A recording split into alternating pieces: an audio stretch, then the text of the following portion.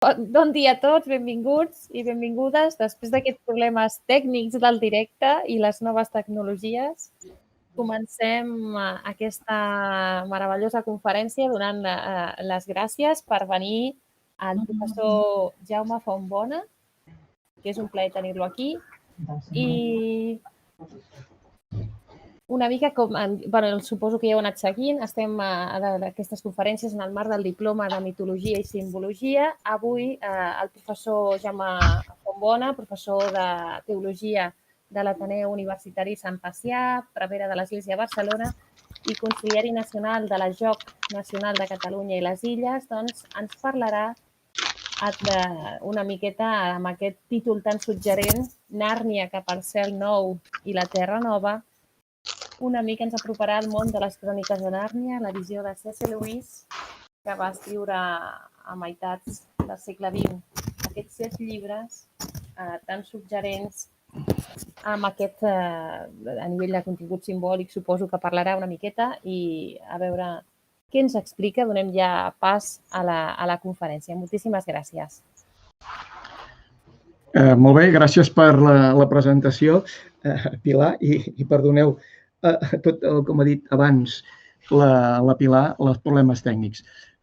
Bé, per què aquest títol? Primer, doncs, això, Nàrnia cap al cel nou i la terra nova, és un títol molt pasqual, vull dir, estem en el temps pasqual, i precisament celebrant la Pasqua amb els militants de la JOC de Catalunya, doncs feia aquesta comparació de dir Nàrnia, és a dir, aquesta terra de l'Aslan, que després farem la presentació, aquesta terra la representa doncs, com si fos la JOC.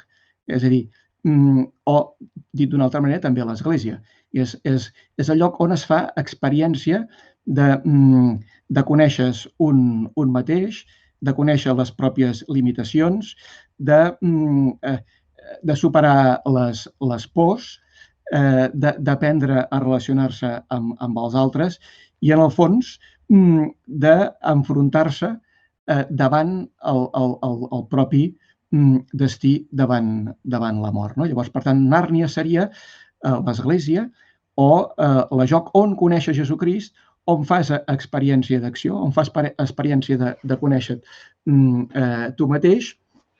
I també l'altra idea clau del títol és això, el cel nou i la terra nova, és a dir, Lewis vol ajudar en els infants i adolescents a enfrontar-se davant la mort i aquesta pregunta que a molts funerals molta gent sent, bueno, siguis on siguis. Bé, doncs vas al cel nou i la terra nova i aquesta porta, la porta d'entrada és Jesucrist, i aquí ve representat, doncs també ja veurem a través de les diapositives que aniré passant, doncs com aquesta porta es va obrint per anar entrant en aquest món de Nàrnia i anar fent aquesta experiència. Són diferents nens, en principi són els germans, són 4 germans i després s'hi van afegint cosins. Bé, comencem. Doncs aquí teniu el títol i l'autor. De l'autor cal dir que Lewis és del cercle del Tolkien, és a dir, es va fer molt amic del Tolkien. Tolkien es va fer catòlic, romà, en canvi Lewis anglicà, és a dir, anglicà però de tradició catòlica. És a dir, també ell experimenta una conversió i descobreix el cristianisme com a veritable mite, com el gran mite, el cristianisme. I llavors, doncs, Nàrnia i tot el món de Nàrnia està molt centrat en la figura de Jesucrist. Tenim que escriu 7 llibres, però el curiós és que els llibres tenen diferents ordres. Com veieu aquí en la pantalla, es pot dir segons publicació, segons composició o segons l'ordre cronològic intern. Segons l'ordre cronològic intern, que és el que normalment un hauria de llegir per poder entrar. I a més va veient, és a dir, a mesura que un va llegint i arriba, dius, ui, això ha d'acabar portant a descobrir que, i llavors aquí no desvelo res, descobrir doncs, que després de la mort hi ha una nova existència, una existència doncs, en l'harmonia amb tota la creació. No? Per tant, la mort no és l'última paraula. I també es va veient que, com que van sortint l'experiència que està en la guerra, i al final es descobreix que moren els germans amb un accident, no? I llavors també amb la família es retroba en aquest món nou, en aquest cel nou i en aquesta terra nova. Llavors, segons l'ordre cronològic intern, tenim que el primer seria el nebot del mag, que és aquest. Després tindríem el lleó, la bruixa i l'armari, que és la primera pel·lícula que va sortir i que després en parlarem molt perquè aquesta pel·lícula va tenir molt d'èxit i, a més, ajuda molt per explicar a les famílies el misteri pasqual. És a dir, si algú vol ajudar a entendre quin és el misteri pasqual, que es llegeixi o miri la pel·lícula El lleó, la bruixa i l'armari. El següent llibre va ser El cavall i el noi, en ordre cronològic intern, després El príncep Caspian, el cinquè, La travessia del navegant de l'alba. El navegant de l'alba és el vaixell, és a dir, el vaixell amb què fan aquesta travessia gairebé cap al fi de la terra desconeguda. El sisè és El tron de plata i l'últim és l'última batalla. Llavors, si un mira segons la publicació, veureu que l'últim publicat va ser El nebot del mag. Per què? El nebot del mag, precisament, és quan explica la creació de Nàrnia. És a dir, com Aslan crea tot cantant Nàrnia. I, per tant, per això, segons l'ordre cronològic intern, ha de ser el primer, però ell el va publicar al final de tot. I composat simplement hi ha un petit canvi que, com veieu, a l'any 50 comença amb el lleó, la bruixa i l'armari, el 51 el príncep Caspian i el 52 la travessia del navegant de l'alba, que són les 3 pel·lícules que s'han filmat. Llavors, aquí l'única cosa que canviaria per composició és que va escriure primer El cavall i el noi i després va escriure El tron de plata. Però es van publicar al revés. Primer es va publicar El tron de plata el 53 i El cavall i el noi el 54. L'última batalla el 55, que és el final de tot, i l'última a publicar va ser El nebot del mag, que seria la creació d'aquesta terra on un fa l'experiència de conèixer Jesucrist i també d'experimentar el que he dit abans. És a dir, com tu pots ser valent, pots afrontar-te a les pors i com pots acceptar-te com ets tu mateix.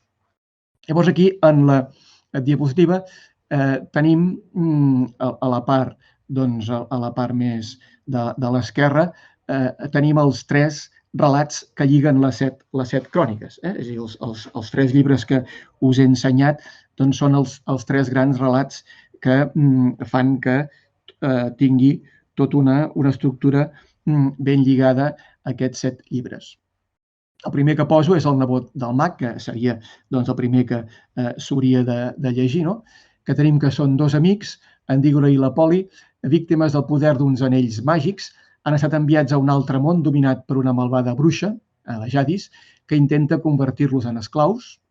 Apareix Aslan i amb la seva cançó teixeix una nova terra, Nàrnia, un món imaginatiu on tot és possible i adverteix que els humans poden destruir els vivents del nostre món. És a dir, això aquí és interessant llegir a la pàgina 242, us la llegeixo, quan diu així, quan es troben amb l'Aslan. Diu, quan li pregunta a la Poli, amb tot nosaltres no som tan dolents com els d'aquell món, oi, Aslan? I llavors l'Aslan respon, encara no, filla d'Eva, encara no, però cada vegada us hi assembleu més.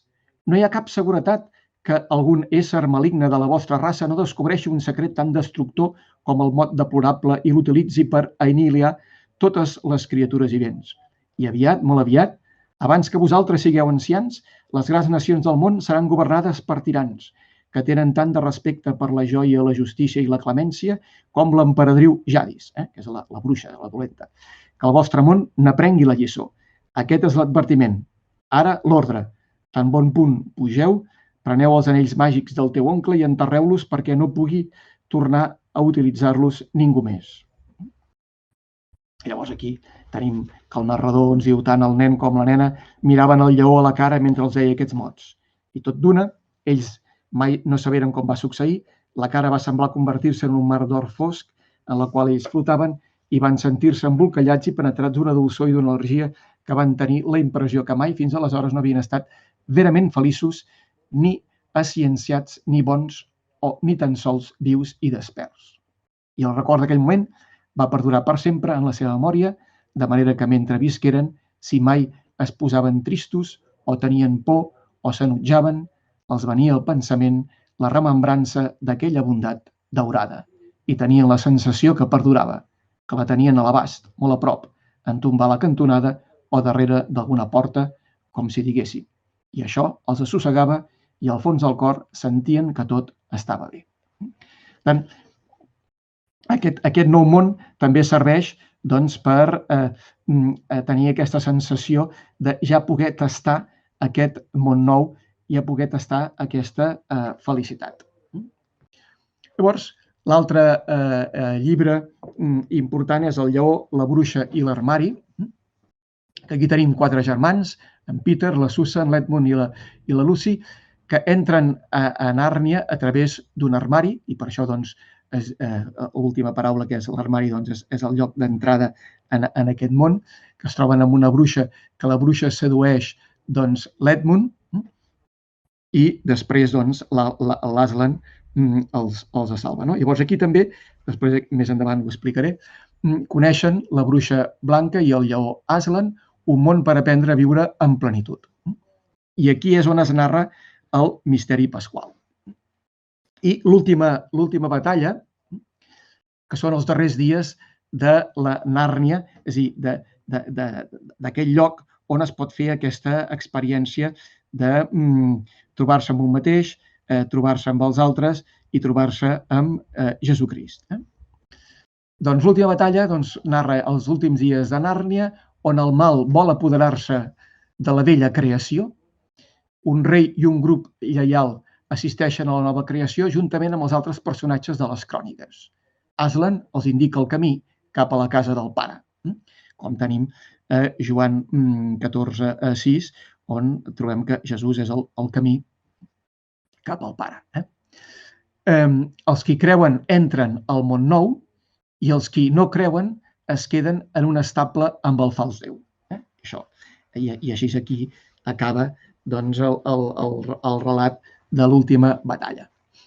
D'aquí jo destacaria, que ho teniu a la dreta en lletra més grossa, que Lewis narra un miracle guarint la mare de Diggory amb una poma. Hem de tenir en compte que en Lewis, als últims dies de la seva existència, va haver d'acompanyar la seva esposa que s'estava morint i volia que es guarís. Va cridar un capellà perquè pregués per ella, la beneís perquè a veure si es podia guarir i tal. I això ho trasllada en el relat on la mare de Diggory, amb una poma que li dona, que ella agafa de l'arbre que troba en aquest món de Nàrnia i tal, que està construït, a més, aquest arbre és amb el que està construït l'armari amb el qual aquest armari entren.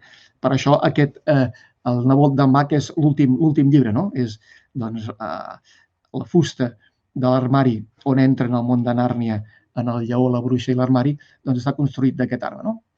La fruita, a la pàgina 240 del llibre, ens diu que la fruita és bona i guaridora, però si no es pren en el moment adient i com cal, no fa efecte. Llavors aquí també és important trobar aquest moment, això, no?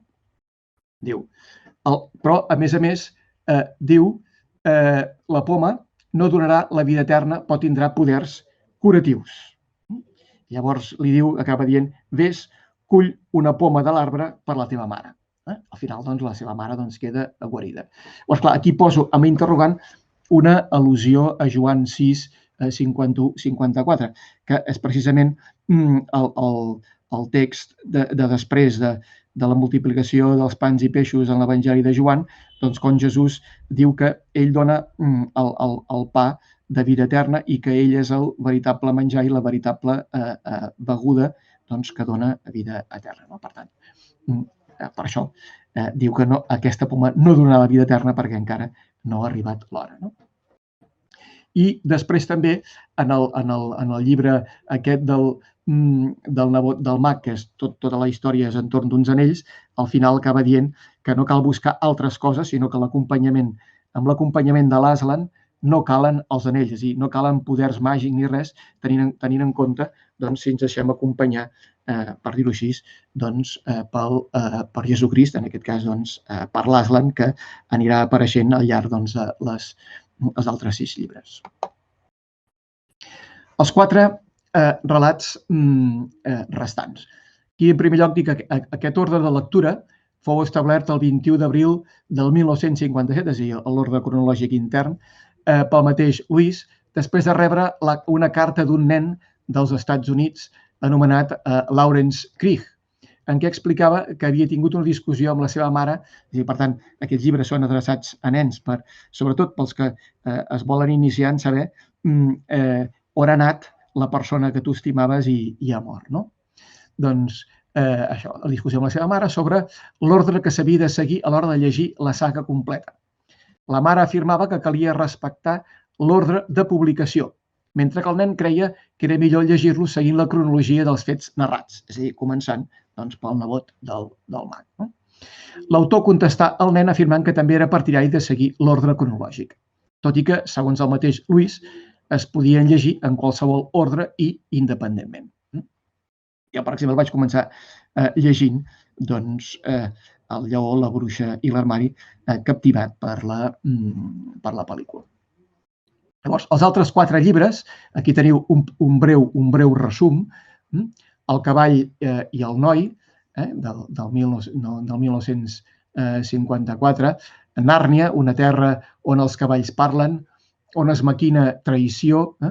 2 fugitius es troben en un viatge desesperat i amb l'ajuda d'Aslan uneixen les seves forces per escapar i evitar la conspiració que pretén apoderar-se del país i els territoris veïns del rei Archelan. El cavall es diu Bri, l'eua es diu Win, el noi es diu Sasha i la noia es diu Aravis. Per tant, veieu que hi ha 4 personatges, un cavall, una eua, un noi i una noia.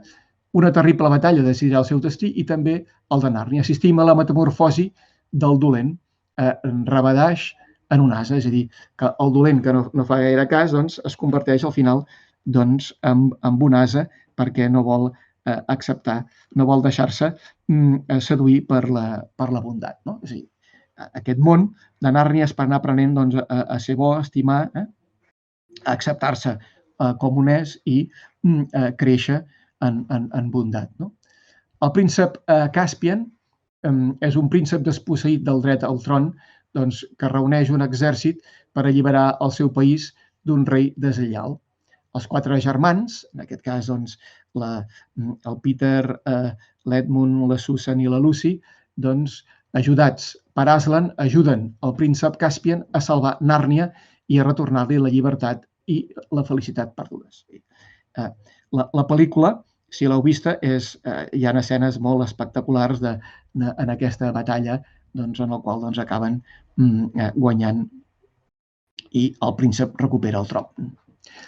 L'altre, el de la travessia del navegant de l'Alba, que és l'altre l'última pel·lícula que ha sortit, que és un viatge que podríem dir gairebé la fi del món, perquè és un món molt perillós en el qual han de posar 7 espases a la taula d'Aslan perquè es trenqui el conjur, no? En què un munt de profecies esdevindran realitat, un rei acompanyat d'uns inexperts, en aquest cas el rei és Caspian, de viatge emprèn una travessia fins més enllà de tota terra coneguda. A mesura que s'endinsen per mars, que ni tan sols apareixen als mapes, descobreixen que la seva missió és en realitat el llindar d'una terra incògnita. Aquí assistim a la transfiguració d'Eustàs en un dragó, perquè es deixa dur per la desídia, però al final Aslan l'allibera un cop s'ha penedit.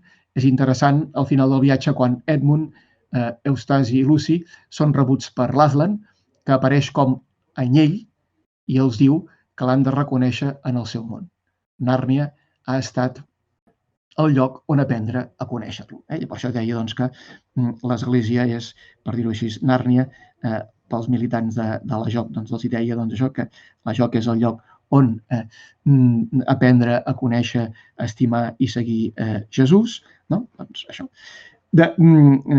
D'aquest llibre veurem després fragments, espero que el tècnic sàpiga solucionar, veurem al final de tot uns fragments d'aquesta pel·lícula. I l'altre llibre, El tron de plata, aquest cop cap dels germans Prevenci, és a dir, els germans Prevenci són la Lucy, l'Edmund, la Susan i en Peter, viatgen a Nàrnia, on la maldat pot escampar-se com una espessa teranyina, on els encanteris ho dominen tot. La dama del vestit verd, la reina d'Ultraterra, vol destruir la creença en Nàrnia a través de perills inaudits i cavernes profundes. Un noble grup d'amics, sempre aquí la valentia, lluitar contra la por, lluitar contra el mal, van a la recerca del príncep captiu Rilian, però la seva missió a Ultraterra farà que se les hagin de veure cara a cara amb la maldat més bonica, però també més letal que mai s'haurien imaginat. Es relata la resurrecció, la nova vida del rei Caspian gràcies a l'Aslan, això a la pàgina 291-293, i que no llegeixo per no allargar-me més. Apareixen dos variats protagonistes, l'Agil i l'Eustàs, que l'Eustàs era el que ja havia sortit a la travessia del navegant de l'Alba i era el que no creia en Nàrnia i després aquesta trobada que queda convertit en un drac i ajuda a poder arribar al final i llavors queda gairebé ferit de mort i l'Aslan es troba amb l'Aslan cara a cara i amb aquesta metamorfosi canvia. Per tant, l'Eustàs torna altra vegada a Nàrnia per ajudar a fer aquest canvi. Llavors tornen a sortir l'Agil i l'Eustàs unint-se al rei Tirian, ajudats pels germans Peter, Edmund i Lucy a l'última batalla. Aslan és el gran protagonista dels 7 llibres de 7 cròniques.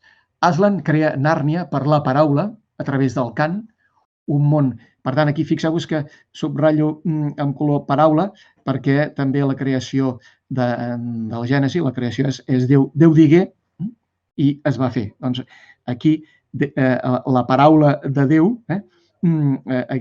crea, tot cantant, aquest món on poder fer aquesta experiència, que en el fons és l'Església que fa aquesta experiència de conèixer Jesucrist i seguir-lo i tal. Un món on viuen en harmonia animals, vegetals i éssers humans. Que és això, que la gràcia és que els animals es mouen i també els animals, els vegetals, i els animals parlen. Llavors aquí teniu aquesta cita a la pàgina 159 del nebot del mag. La veu més feresta i profunda que havien sentit mai deia: Nàrnia, Nàrnia, Nàrnia desperta, estima, pensa, parla. Sigueu arbres ambulants, sigueu bèsties parlants, sigueu aigües divines. Aslan també apareix com un anyell, precisament Jesús, Messies i Fill de Déu, és presentat com l'anyell de Déu. Això és Joan Baptista, que diu mireu l'anyell de Déu, i també a l'Eucaristia, al final, doncs, abans de combregar, sempre es diu mireu l'anyell de Déu, perquè precisament també Jesús mort quan mataven els anyells, i per tant és l'anyell que ha vençut la mort. No? I és l'anyell pasqual a l'últim sopar, com tenim aquí les cites doncs, a Marc, també a 1 Corintis, a 1 de Pere, a l'Apocalipsi, que és on surt més la figura de l'anyell. Per tant, també Lluís presenta doncs, l'Aslan com l'anyell. Aslan és la paraula turca per designar lleó. És a dir, d'on surt aquesta paraula? Doncs mira, la paraula turca Aslan vol dir lleó. Crist és el lleó de la tribu de Judà, el rebrot de David, això ho tenim a l'Apocalipsi, el que ha triomfat de la mort. I a Romans 15:12 tenim que apareixerà el rebrot de Jesè, el qui s'ha d'alçar a governar les nacions, i les nacions posaran en ell l'esperança. Això cita Romans 15:12, aquesta cita d'Isaïes 11:10, i certament aquest el rebrot de Jesè és David, i aquest rebrot de Jesè doncs, és Jesús, fill de David. Aslan provoca temor i fascinació, com el misteri pasqual celebrat en l'Eucaristia, que en llatí es diu tremendum es fascinans, és a dir, temor i fascinació. En el lleó, la bruixa i l'armari, a la pàgina 89, precisament, doncs, quan senten parlar d'Aslan, doncs tothom, per dir-ho així, diu, en sentir el nom d'Aslan, tots ells es van sentir trasbalsats. L'Edmund va experimentar una sensació de misteriós horror. En Peter, de sobte, es va sentir coratjós i emprenedor. La Susan va sentir com si un perfum deliciós o uns preciosos compassos musicals l'haguessin embolcallada. I la Lucy va tenir la sensació que us envaeix en despertar-vos un matí i recordeu de cop que comencen les vacances o l'estiu. Per tant, fixeu-vos, temor i fascinació. Temor, l'únic que experimenta temor és l'Edmund, i horror, perquè serà el que farà la gran traïció. Lluís sap descriure molt bé l'impacte d'Aslan en els nois i noies i en els animals de Nàrnia.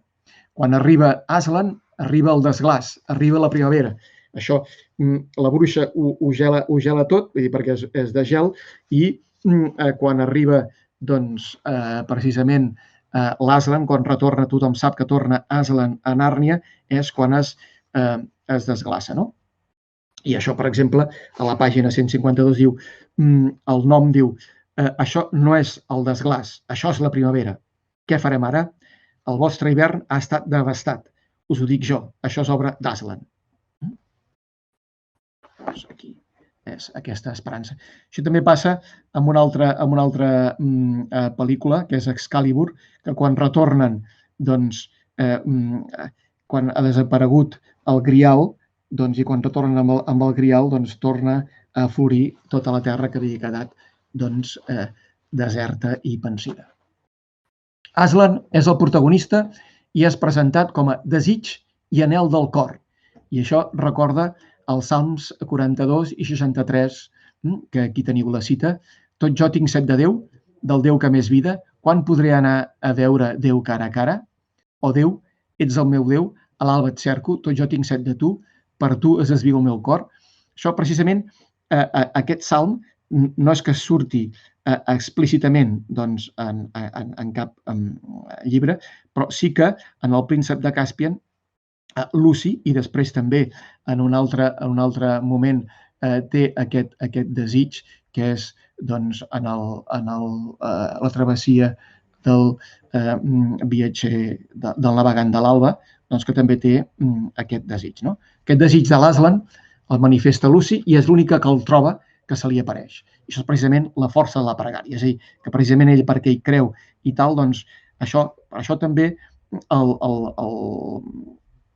hi ha una escena a la pel·lícula del príncep de Caspian que està molt ben trobada, que és quan la Lucy es troba sola i tal, i té aquest desig, i llavors l'Aslan se li apareix, i només se li apareix amb ella, no? I llavors ella pot dir que l'Aslan està amb ells, que l'Aslan els acompanya.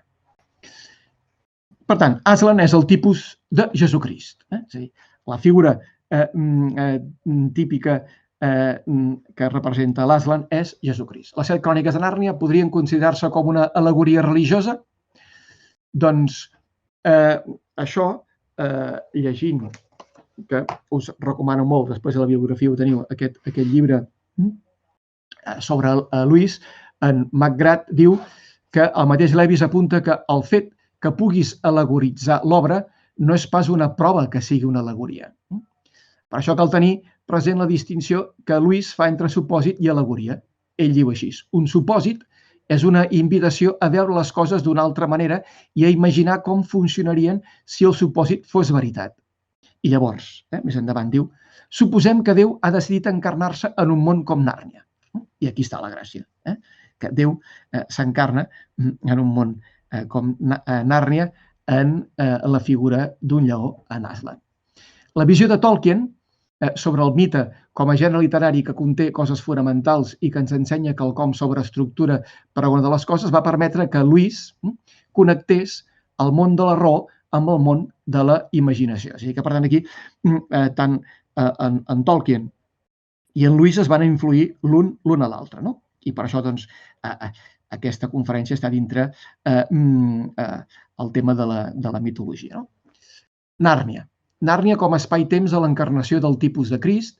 Llavors, aquí el mateix Lewis diu, en una de les seves cartes, diu: suposem que hi hagués una terra com Nàrnia i que el fill de Déu, en comptes de fer-se home, com s'esdevingué en el nostre món, es fes lleó.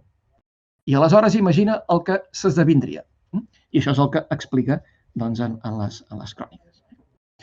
Nàrnia esdevé el regne d'Aslan, que les forces del mal volen usurpar-lo, i el que s'hi esdevé, narra, és el que confessem els cristians en el credo: la creació i la caiguda, traïció, engany, la salvació i la consumació final, esdeveniments narrats al nebot del mag, creació, el lleó, la bruixa i l'armari, Pasqua, salvació, l'última batalla, la nova creació.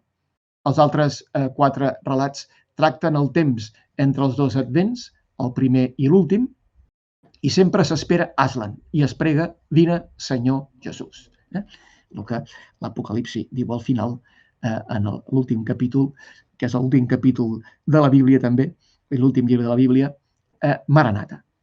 El creador de Nàrnia, Aslan, com a creador ho trobem al nebot del mag, repeteixo, trenca el poder del qui ha usurpat el regne a través del seu sacrifici per amor. La taula de pedra s'esberla, es trenca pel mig, però després de la seva resurrecció continua el combat contra les forces del mal fins al seu retorn final i la restauració de totes les coses. La recapitulació, com diu 1 Corintis 15, 26, 28, la recapitulació de tot en Crist. És a dir, aquí uneixo el tema central que és la Pasqua, on Aslan es posa, accepta les lleis de la bruixa, les lleis del món on ell viu, per tant, no trenca les lleis, i per tant, quan Déu s'encarna no trenca les lleis i tal, sinó que realment es fa humà i per tant també mor segons les lleis humanes. Doncs llavors Aslan, per salvar l'Edmund de la gran traïció, perquè queda descobert que ha traït i s'ha aliat amb la bruixa, doncs llavors Aslan s'ofereix en sacrifici per poder salvar l'Edmund. L'Aslan és humiliat, és a dir, una mica narra com la passió de Jesús és humiliat, és burlat, d'una manera és esquilat, és a dir, en el lleó li treuen tota la seva reialesa en la seva força, el pelatge, queda ben esquilat, el maten i la Lucy i la Susan doncs, assisteixen en aquesta trobada de la resurrecció. És a dir, que és molt interessant aquest moment, a veure, això, que és el moment de a les pàgines 202, 203, que per exemple aquí la taula de pedra representaria que el temple s'esberla, i a més també és el que diem en el credo, que baixar als inferns, és a dir, baixa en el regne dels morts, és a dir, mort realment, per poder doncs ressuscitar. I llavors diu això, diuen, oh, Aslan, van exclamar les dues menudes, fitant-lo gairebé tan esverades com contentes. Aleshores no sou mort, estimat Aslan, va demanar la Lucy. Ara no, va respondre l'Aslan. No sou pas, no sou un, va inquirir la Susan tremolant. És a dir, allò que també passa quan Jesucrist ressuscitat s'apareix als deixebles, si és un fantasma, si no. No va tenir el valor de pronunciar el mot espectre. L'Aslan acotà la daurada testa i li va llepar el front. La calidesa del seu alè i una mena de dolça sentor que semblava emanar del seu pelatge la va embolcallar de cap a peus. Us semblo, potser? Va fer. Oh, sou de carn i ossos, sou de carn i ossos. Oh, Aslan, exclamà la Lucy. I les dues criatures se li van tirar a sobre i el cobriren de petons. Però què significa tot això? Va demanar la Susan quan estigueren una mica més calmades. Significa, va respondre l'Aslan, que malgrat que la bruixa coneixia la màgia profunda, existeix una màgia encara més profunda que ella desconeixia. Doncs aquesta màgia, certament, doncs, és el pla de Déu que vol que tothom se salvi. Bé, Nàrnia. Nàrnia és un món imaginatiu, no pas imaginari, que és una distinció que fa en Lewis, una realitat inventada que et fa anar més enllà de la realitat, però alhora allò imaginatiu, segons Lewis, desafia els límits de la raó i obre les portes a una manera més pregona de copsar la realitat. Com a món imaginatiu, Nàrnia és un món produït per la ment humana quan vol respondre a quelcom més gran que ella, cercant imatges adients a la realitat. Nàrnia prové d'una antiga ciutat italiana. Actualment s'anomena Narni, en la regió d'Úmbria. Per tant, doncs, també, si en el llenguatge turc troba la paraula Aslan, a Itàlia, en l'antiga regió romana, doncs troba Nàrnia i que ara actualment es diu Narni.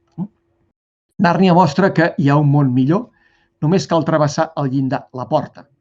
Una porta que connecta dos mons. L'experiència mostra que no estem en el món millor possible, per això es desitja travessar el llindar per entrar en el món millor. A l'Eucaristia travessem el llindar, entrem en comunió amb Déu i entre nosaltres.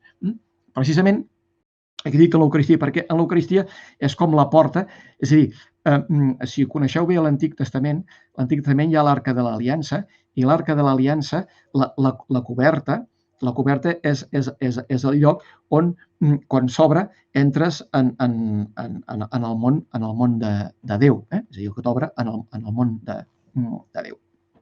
Això, si heu vist Indiana Jones en busca de l'arca perdida, doncs veureu que quan s'obre l'arca, doncs ja tots els dolents moren, i la llum els encega, és a dir, la visió davant Déu, que és una visió, és a dir, si un ha estimat, doncs la força de l'amor no li fa res. En canvi, si un no estima, doncs la força de l'amor el destrossa. Doncs aquest llindar, Sant Pau dirà que és el mateix Jesucrist, que Jesucrist ha posat, és a dir, com a porta per entrar d'això, doncs el mateix Jesucrist. Per tant, doncs, aquí tenim, i en l'Eucaristia, per això diem, Senyor, no sóc digne que entreu a casa meva, digueu només de paraula, serà salva la meva ànima abans de combregar, abans de traspassar la porta. Nàrnia és l'espai-temps on trobar-se amb l'Aslan per després reconèixer-lo en el propi món on té un altre nom.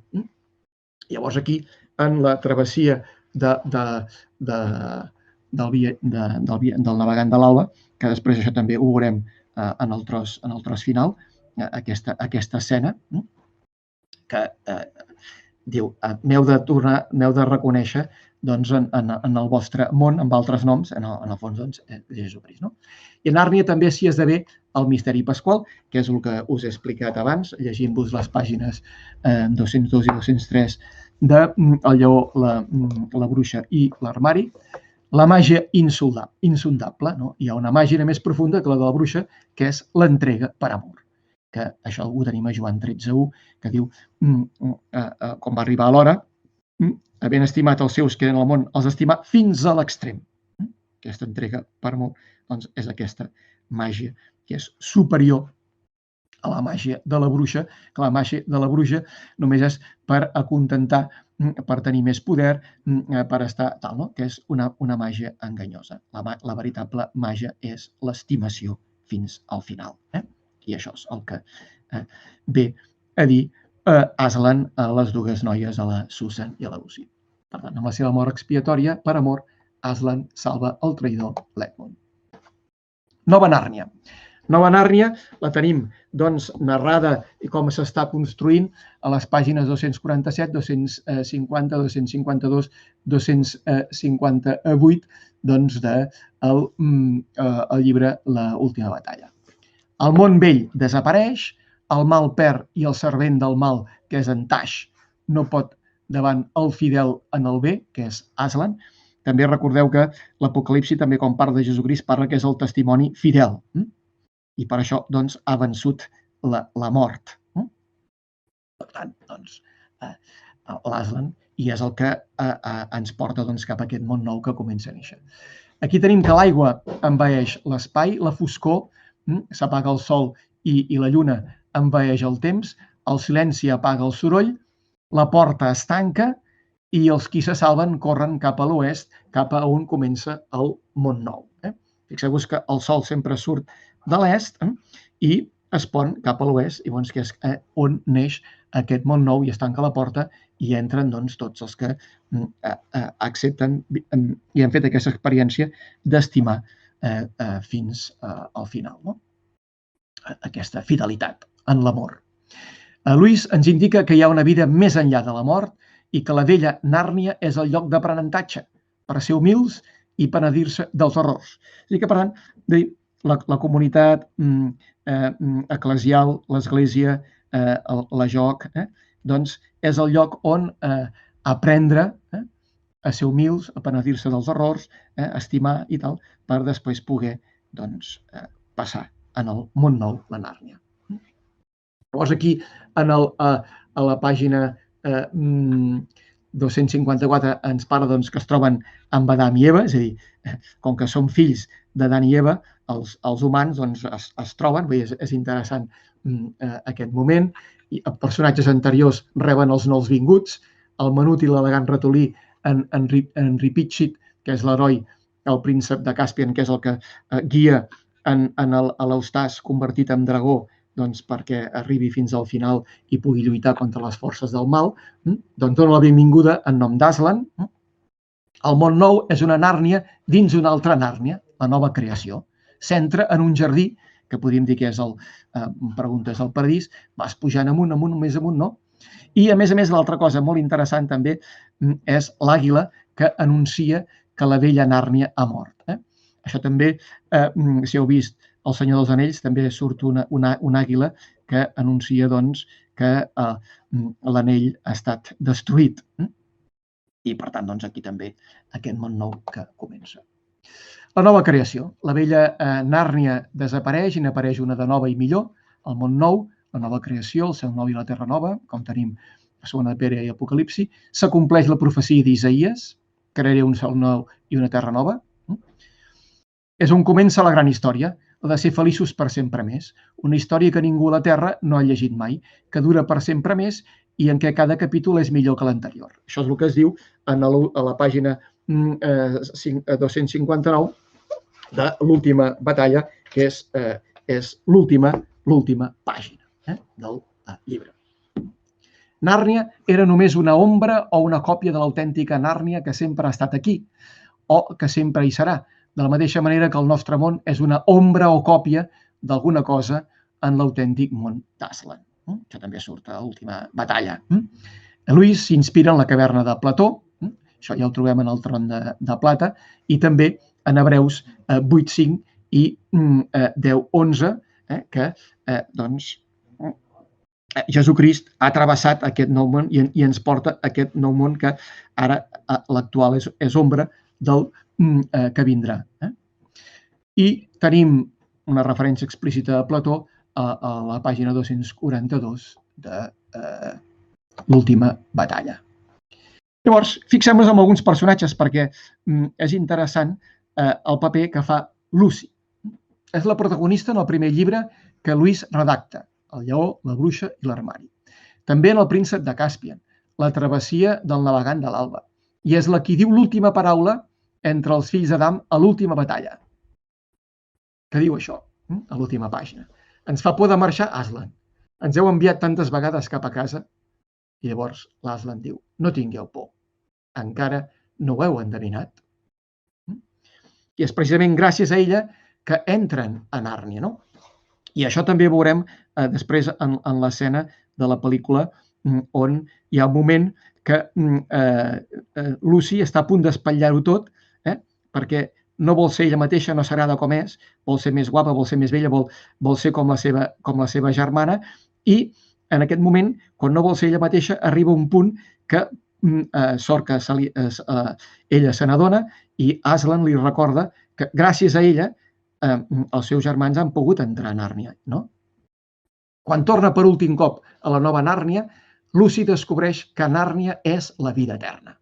És a dir que, per tant, tots els que vulgueu explicar què hi ha més enllà d'aquest món i què hi ha més enllà de la mort, doncs us recomano que llegiu els 7 llibres de Crònica de Nàrnia, no? Juntament amb els seus amics, els germans, excepte la Susan, pares, Aslan li revela que van morir en un accident ferroviari, per tant, aquí queda clar que han mort i per tant, ara diuen aquí això. Lucy, el príncep Càsmia, ensenya el sentit de la parella i el desig, fruit de l'amor, això ja ho he explicat, de la fe i de l'esperança de trobar-se amb l'Aslan. Llavors aquí faig aquesta explicació diferència entre ombra i còpia, caduc, amb allò que és autèntic i per sempre. L'antiga Nàrnia mort i neix l'autèntica Nàrnia, la casa pròpia, la terra que he estat buscant tota la vida. Això diu un dels animals a l'última batalla a la pàgina 244. La terra que sempre he estat buscant. Tenim una clara referència a la casa del pare de Joan 14:2-3, diu, a casa del meu pare hi ha moltes estances i quan hauré anat a preparar-vos la tornaré i us prendré amb mi perquè també vosaltres estigueu allà on jo estic. I això és el que fa, doncs, Aslan. La porta. Ara és l'hora, això a l'última batalla a la pàgina 211, quan arriba l'hora, la porta s'obre de bat a bat. Amb el gest profètic de rentar els peus dels deixebles abans d'entaular-se en el banquet del regne, Jesús expressa la seva entrega per amor fins a l'extrem. Aleshores, per mitjà de la seva mort, obrirà la porta de la casa del seu pare a tots els qui no el refusen i acullen la seva entrega per amor perquè tinguem vida eterna. Que és important perquè en Lluís també ho nota, això, no? Els qui no el refusen i acullen. Pare Pau, això ja ho he dit abans, l'instrument de perdó, que en grec és el hilasterion, la coberta de l'Arca de l'Aliança, és el lloc clau de la comunicació entre Déu i el seu poble. Ara és el mateix Jesucrist, això també ho he explicat abans. Déu exposa públicament, l'ha constituït en porta sagrada, el seu fill com a instrument de perdó per tothom. Llavors aquí és el cas que guareix en l'Eustàs, perquè es converteix i llavors quan ja està a punt de morir-se com a dragó torna a ser ell mateix. L'Edmund és salvat, no? El hilasterion, la porta sagrada, és la imatge de la porta que du a la presència de Déu. Ara aquesta porta és Jesucrist. Segons l'apòstol Pau, de l'expiació de Crist en la seva sang i de la fe en aquesta sang deriven la justificació, la reconciliació i la vida nova en Crist, la resurrecció dels cossos, el do de l'esperit i la filiació divina. Déu ha constituït el seu fill com a sacrifici d'expiació per la salvació de la humanitat. I això queda molt clar en el lleó, la bruixa i l'armari. No tothom, llavors aquí en l'última batalla es veu molt clar això, no tothom traspassa la porta. I això ho diu el mateix Aslan. Alguns s'estimen més recórrer a l'astúcia que no pas creure. I aquests no passen. Jesús és la porta. Aslan diu referint-se als nans. La seva presó és només a la seva ment i encara hi són tancats. Tenen tanta por que els ensarronin que no veuen més enllà del nas. Per tant, la fe només és el que ens fa vèncer la por i ens fa mirar més enllà i ens fa doncs, acceptar aquesta possibilitat de posar-nos en marxa cap al món nou, a la nova Nàrnia. Aquesta referència a Joan 3, 16, 18, que és Déu ha estimat tant el món que ha donat el seu fill, no? Perquè tots els que creguin en ell doncs, tinguin vida eterna. La importància de creure i de fer el bé, perquè els que fan el mal tenen odi a la llum i no s'hi acosten. I això ho trobem a Joan 3, 20. Llavors aquí, per acabar, hi hauria això que dic, que ho trec del llibre sobre en Luis, la seva biografia, que és el millor llibre que he trobat sobre el tema, perquè actualitza totes les anteriors biografies. Diu, ¿por qué resulta tan difícil sentir lo que nos dicen lo que deberíamos sentir sobre Dios o sobre los sufrimientos de Cristo? I, per tant, els que tenen problemes per entendre doncs, la passió y mort de Jesucristo. Pienso que la clave está en que se nos dice que debemos sentir. Y una obligación de sentir puede congelar los sentimientos. De hecho, la misma referencia hace daño. Todo el asunto parece estar relacionado con voces en sordina. Es algo casi medicinal. Pero suponiendo que trasladáramos todas esas cosas a un mundo imaginario, liberándolos de sus vitrinas y de sus asociaciones escolares dominicales, ¿podríamos hacerlas aparecer por primera vez en todo su verdadero poder? Pienso que sí. Això és el que diu en Luis. Per tant, para Luis, la razón que elabora conceptos abstractos cumple un papel clave al dar claridad, precisión y estabilidad a nuestros conocimientos. Sin razón no habría proposiciones verdaderas, pero si la razón se desvincula de lo concreto, de lo que se sitúa existencialmente frente a la conciencia personal del sujeto, se convierte en algo vacío y frío, que no afecta al hombre ni le comunica un significado. Y el camino para llegar a descubrir el significado personal e interpelante es aprender a verlo en lo concreto. En su apariencia encarnada, para esto es necesaria la imaginación, que es capaz de percibir las formas, es decir, la profundidad significativa de las imágenes. La conciencia humana debe conocer imaginando y razonando en una unidad orgànica. Per tant, aquí és important combinar la imaginació i la raó. I la confessió d'en Luis, el seu amic Arthur Grips, diu la història de Crist és simplement un mite veritable. És un mite que actua en nosaltres com els altres mites, però amb aquesta tremenda diferència, que realment va succeir. I acabo dient, amb això de la força de la metàfora, que és el que fa més servir en Luis, diu, 3 requisits per usar bé las metáforas. El significado que podemos obtener en esta situación depende estrictamente de 3 condiciones. Primero, que las imágenes estén bien escogidas desde el principio. Per tant, aquí, el lleó de la tribu de Judà, per tant, doncs, referència a això. Segundo, que comprendamos con corrección las imágenes. És a dir, que, per tant, no tot el procés que va fent, llavors com el lleó també al final del lleó, la bruixa i l'armari, doncs que se'n va a la platja i deixa les petjades i tal, no? Podríem dir, doncs, continuaré acompanyant-vos. I tercero, que seamos conscientes de que la metàfora és una metàfora. I aquí teniu, doncs, que la bibliografia situa aquests 2 grans llibres, un article de l'Eduardo Terrassa Messuti i l'altre aquest que us he dit, no? Que teniu aquí. I ja està. I ara demanaria al tècnic que us passés aquests 2 fragments de la pel·lícula de la travessia del viajero de l'alba. ¿Quién es Lucy? Susan, ¿qué pasa? Vamos, señorita. Una bonita sonrisa. No estoy segura. Creo que quiero volver. ¿Volver a dónde? ¿Narnia? ¿Qué diablos es Narnia? ¿Pero qué pasa? ¡Ya basta!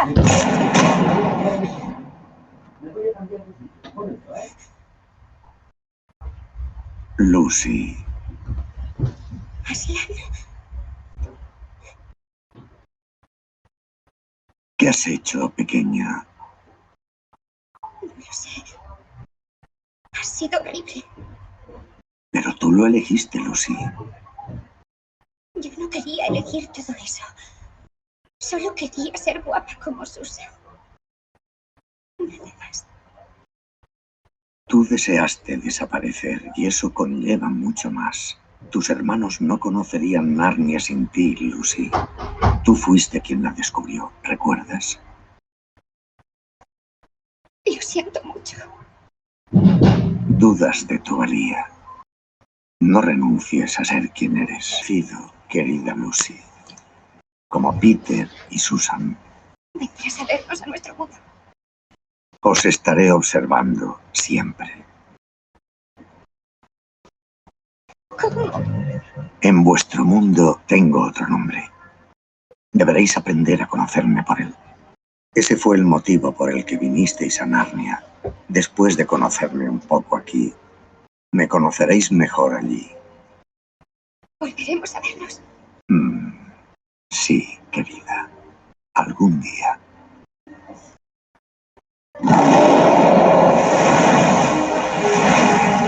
Ja està. Bé, com heu vist, aquestes dues escenes doncs expliquen molt bé aquest moment d'això, no? Que hem de saber conèixer Jesucrist doncs, en el nostre món, i l'altra cosa que és important saber-nos acceptar nosaltres mateixos i les nostres capacitats, valorar-les. Bé, no sé si ara hi ha preguntes, no sé fins quant de temps tenim, vull dir, això la Pilar ens ho dirà. Hola, què tal? Com esteu? Doncs sí, ara si voleu podeu apuntar aquí en el costat, teniu preguntes o en el mateix xat sobre el que necessiteu, curiositats, apunts. En primer lloc, moltíssimes gràcies perquè ha sigut molt interessant. M'esteu sentint? No. Jo sí que et sento, jo sí et sento. Perfecte, doncs ha sigut molt interessant. Em van ser uns llibres que quan me'l vaig llegir va ser tota una sorpresa. No coneixia aquest rerefons cristià quan me'ls vaig trobar, o sigui, la primera vegada que els vaig agafar i els vaig llegir. I va ser molt interessant trobar tot aquest rerefons i sobretot el tema de l'amor, no? Com a reflexió i com a un tema que avui en dia continua sent un tabú, encara ara, i que per tant dona la possibilitat de fer-ne una reflexió a través d'aquesta narració imaginària.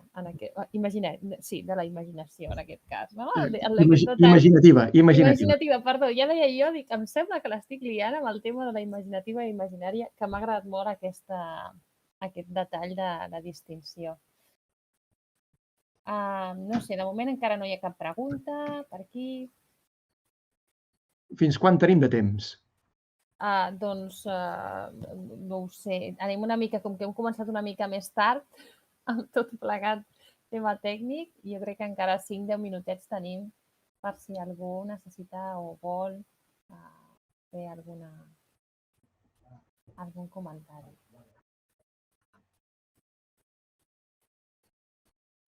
No sé, si no... Mira, per aquí demanen al Juan a partir de quina edat es recomana aquests llibres o pel·lícules? Bé, jo diria que a partir de P3 es pot veure les pel·lícules o llegir els llibres, doncs això abans d'anar a dormir, anar llegint la història. I recomanar que els llegeixin els llibres i vegin ja directament les pel·lícules als nens ja de primària. I sobretot els que es preparen per la primera comunió i tal, vull dir, és ideal per descobrir la figura de Jesucrist i també per aprofundir també en les pròpies pors, en les pròpies emocions, també les pròpies capacitats, vull dir, aquest fet de ser valent, aquest fet d'acceptar-se a tu mateix, vull dir que és com surt una mica aquesta escena de la pel·lícula de la travessia del navegant de l'alba que us he posat, no? La Lucy que agafa un paper màgic, un llibre màgic que entra, vull dir, això clar, també és difícil d'explicar, i llavors hi ha un conjur que fa que tu puguis ser el que vols ser, no? I llavors ella ho guarda i el diu, i llavors, clar, ella es converteix en la Susan, que és la seva germana que admira, que és precisament la germana que al final no entra perquè encara no està preparada per entrar doncs, a Nàrnia, no? És a dir, que encara li toca viure la vida, és la que no mor per accident i que, per tant, doncs, encara ha d'anar reconeixent doncs, en el món normal i corrent nostre doncs, aquesta presència de Jesucrist com l'acompanya. Com que ara estaves comentant el tema de les pel·lícules, per aquí pregunten quantes se n'han fet, i és que malauradament no s'han fet la de tots els llibres.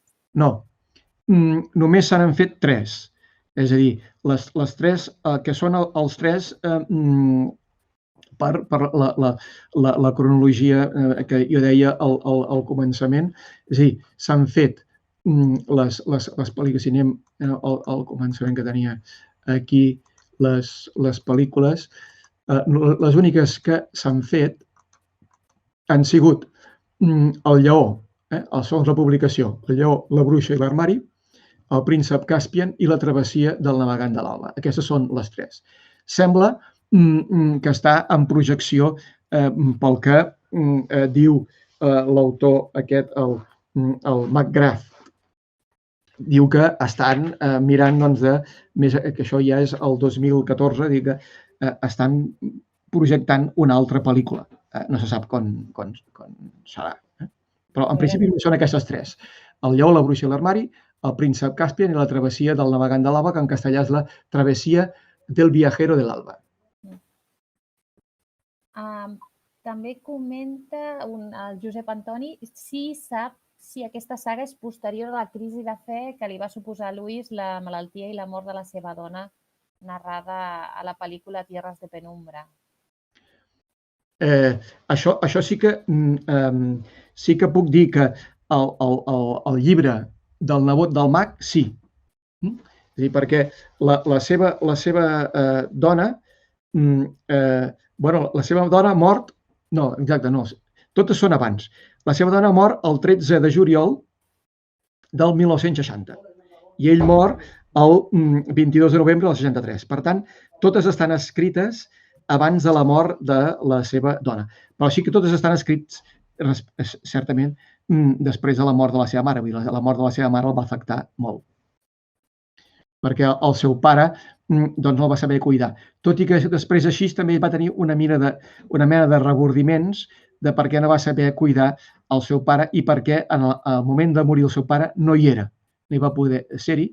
Llavors, quan va anar en el seu país, en la seva terra, i perquè ell era d'Irlanda del Nord, el que ara en diem l'Ulster, i estava ensenyant, em sembla que llavors ja estava a Cambridge, perquè va estar a Oxford i Cambridge, i no va poder ser-hi a la mort del seu pare. Llavors això sempre l'ha acompanyat una mica, aquest rebordiment de no haver pogut ser-hi. I a més, com també quan va anar-hi ja un cop havia mort en el funeral, la gent se'l mirava malament, perquè no va poder estar allà. I això. I després l'altra cosa, ara que dic de la seva terra, de la Irlanda del Nord, Nàrnia és Irlanda del Nord. És a dir, tots els paisatges que va explicant, vull dir, tot doncs és això, la seva terra estimada d'Irlanda del Nord. Per aquí hi ha un comentari, això que a vegades ens oblidem de la importància del llenguatge del mite de l'Antic Testament, i aleshores hi ha el Marc que comenta que no ha arribat una miqueta tard, però que recorda que al primer llibre es troben els dos protagonistes davant d'una campana i un decideix tocar-la fent violència contra l'altre, i que li fa pensar la narració del pecat original, que també apareix un arbre i una fruita del qual naixerà l'arbre de l'armari. I les relacions. Sí, no. Es pot trobar aquesta simbologia. Sí, el Luis no ho diu explícitament, però és això, vull dir, també ho diu al final de l'escena de l'última batalla, doncs ja ho entens, allò que diu al final, que ho deixa que has d'entendre el que esdevé, no? És a dir, no tingueu por, encara no ho heu endevinat. O sigui que, per tant, aquí també és interessant que a mesura que nosaltres anem coneixent l'escriptura i aprofundint-hi, doncs veurem perquè ell amb això sí que era una persona que li agradava assistir el diumenge a l'Eucaristia de la seva església anglicana. També ens comenta el Toni, diu, parlant de l'impressió que fa l'Aslan en els qui el veuen, has parlat també de l'Eucaristia com a misteri tremend i fascinant. Jo recordava l'expressió en els escrits de Rudolf Otto, Lo Santo, però saps si apareix l'expressió en algun escrit conciliar que parli de l'Eucaristia o és una associació que has fet tu personalment? És una associació que jo he fet personalment. Bueno, s'ha de tenir en compte que en l'edat medieval i sobretot els escrits medievals sobre l'Eucaristia, doncs això, no? Vull dir, perquè cada vegada més el fet de que, per exemple, entre els orientals muntin davant de l'altar l'iconòstasi i tanquin i només hi hagi unes portes per obrir, per tant, aquest misteri tremend i tal que s'esdevé al moment de l'Eucaristia, i després també en l'Església Llatina el fet de posar aquell enreixat en els presbiteris per impedir l'accés del poble fidel i només poder-hi pujar els que celebren l'Eucaristia i els ministres que serveixen i prou. És a dir, per tant, això és més de la visió de l'edat material. En canvi, al Vaticà II no hi ha cap document que surti aquesta expressió. Però m'ha agradat fer-lo servir perquè realment al llegir el moment de la trobada amb Aslan, doncs, com he llegit en el fragment de El lleó, la bruixa i l'armari, doncs m'ha fet suggerir això, no? Això que havia estudiat de l'època medieval, tant a l'Orient com a l'Occident, sobre el misteri tremend i fascinant de l'Eucaristia, del que s'esdevé en l'Eucaristia. I si no m'he despistat, l'última pregunta que faltaria és que et demanen quin dels 7 llibres t'ha agradat més. Home, el que m'ha agradat més, i perquè és el més fàcil d'entendre, és El lleó, la bruixa i l'armari. Si voleu començar per endinsar-vos en aquest món, heu de començar per aquest. Primer és el primer que va llegir, el primer que va escriure, i a més va llegir en el seu grup d'amics dels Inklings que feien a Oxford juntament amb en Tolkien i tal, no? I aquest, jo crec que aquest és el llibre claríssim que si un vol llegir, l'ha de llegir. I després la pel·lícula, que està molt bé la pel·lícula, està molt ben feta. La veritat és que sí, que també l'he llegit. És un conte molt bonic, realment, com a Lleó, la bruixa i l'armari, molt bonic. No sé si de moment no hi ha cap més pregunta.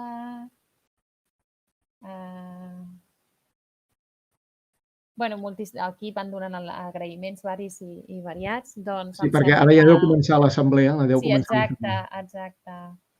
Doncs moltíssimes gràcies, Jaume, per aquesta exposició tan fantàstica. Moltes gràcies a tots els que ens heu estat veient i escoltant. Gràcies per la paciència davant de la tecnologia que a vegades fa imprevistos i doncs que acabeu de passar un molt bon dissabte i fins la propera.